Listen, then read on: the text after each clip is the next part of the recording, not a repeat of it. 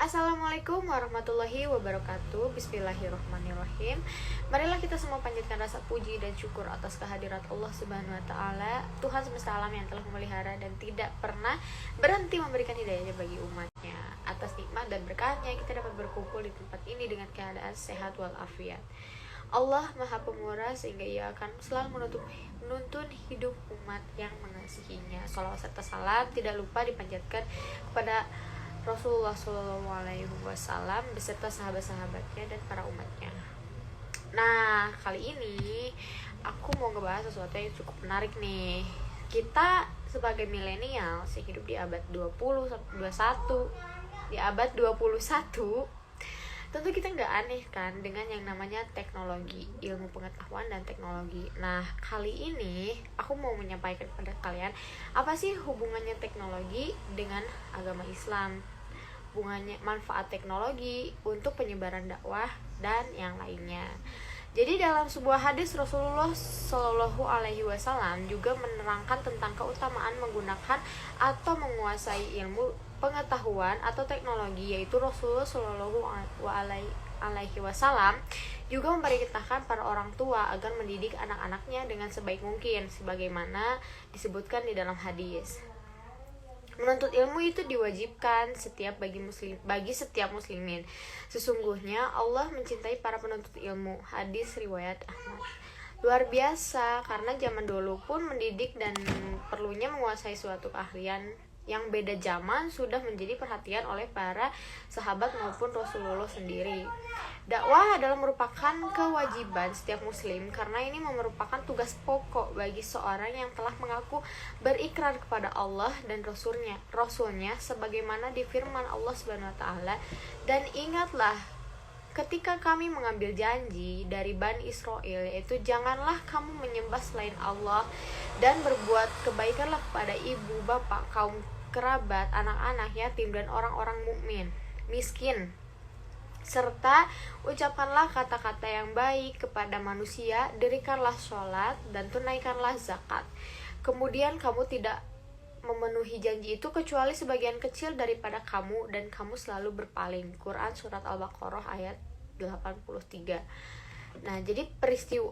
Jadi ada peristiwa yang menarik juga, yaitu peristiwa 11 September 2002 di mana semuanya terhenyak dengan diledakkannya kantor pusat perdagangan saham terbesar di dunia, yaitu gedung World Trade Center WTC di Amerika Serikat.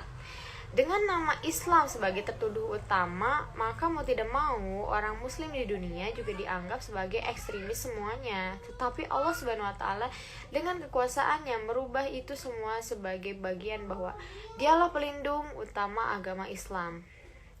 Dengan adanya teknologi informasi yang begitu canggih dan bisa dinikmati oleh semua orang seantero dunia, bahkan ya kayak dari mulai anak kecil, orang dewasa, orang tua, sekarang semuanya pasti hidupnya bergelut dengan teknologi kan.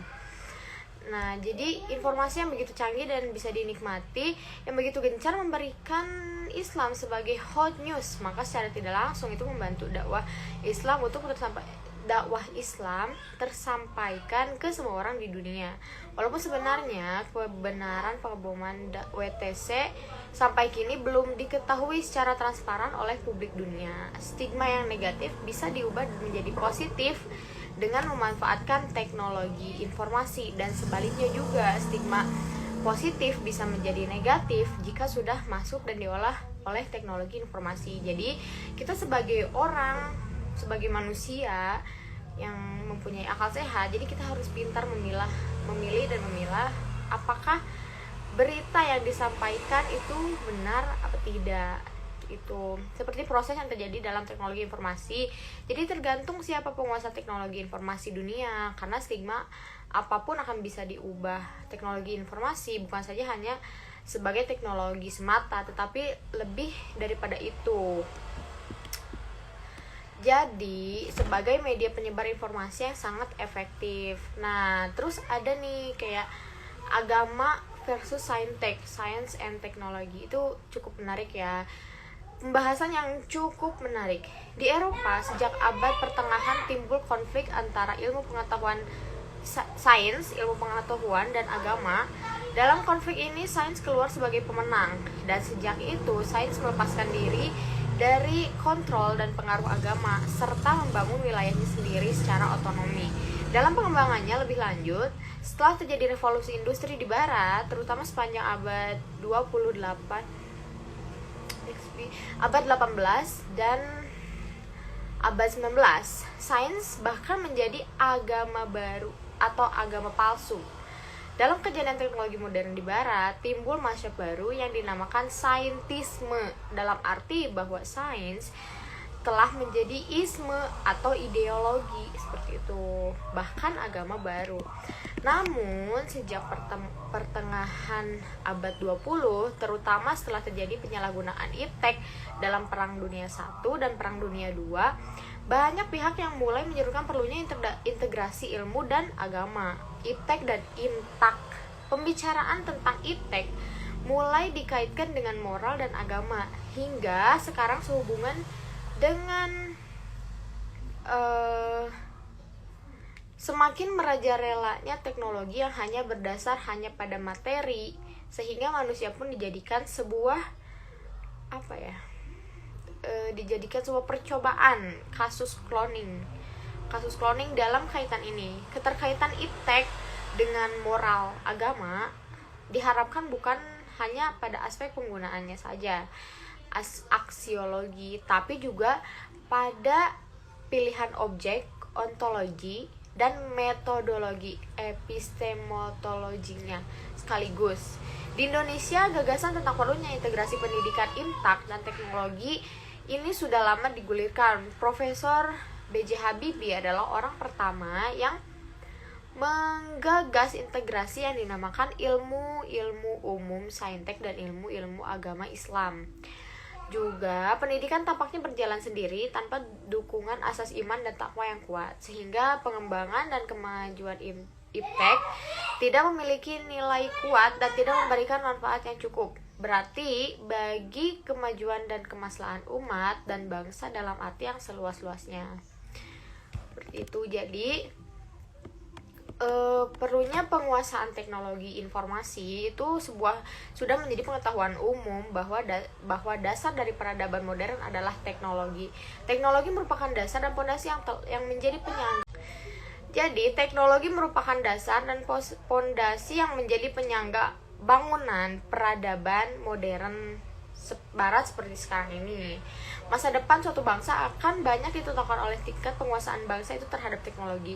Suatu masyarakat atau bangsa tidak akan memiliki keunggulan dan kemampuan daya saing yang tinggi bila ia tidak mengambil dan mengembangkan teknologi. Seperti itu ya. Jadi penguasa teknologi informasi wajib dilakukan oleh umat Islam karena ada beberapa hal. Yang pertama, pengembangan teknologi dan ilmu pengetahuan berasal dari sumber-sumber negara Islam yang telah dibawa oleh negara barat. Jadi hal ini tentunya juga merupakan perintah Allah Subhanahu wa taala.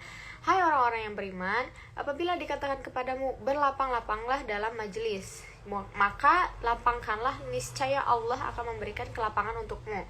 Dan apabila dikatakan berdirilah kamu beriman, maka berdirilah, niscaya Allah akan meninggikan orang-orang yang beriman di antaramu dan orang-orang yang diberi ilmu pengetahuan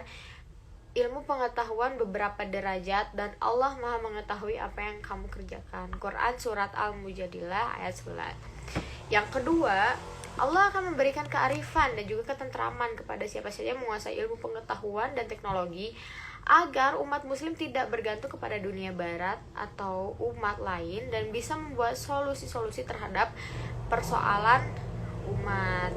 Salah satu contoh adalah ketika umat Islam bisa merencanakan pameran zakat untuk mengentaskan